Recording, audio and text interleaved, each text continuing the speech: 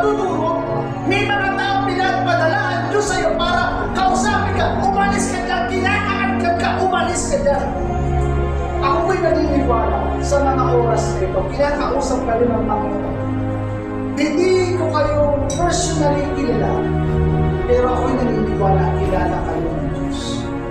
Itong mga tinig na inyong narinig ngayon, naniniwala ako, sinasabi sa inyo, Panginoon, umalis ka dyan. Magulog ka dyan. Mawawasa ka dyan. Yung magandang pinaplano sa inyo ng Diyos, mawawala, masisira. Totally, magulog ka at magiging miserable ang buhay. Kapag naging miserable ang buhay natin, ang dami natin sinisisi.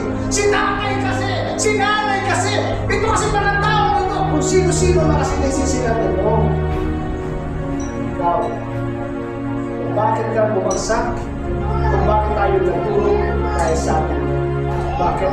Nagpadala ng Diyos ng mga tao na tutulong sa iyo para bumukas ang kaisipan para makalaya ka sa isang puso. Ako ano? Nagpapadala ang Diyos ng mga tao para malayan. God is not God of accident. God is not God of purpose. Kapatid, uulitin ko. Alam ng Diyos ang pinagdadaan.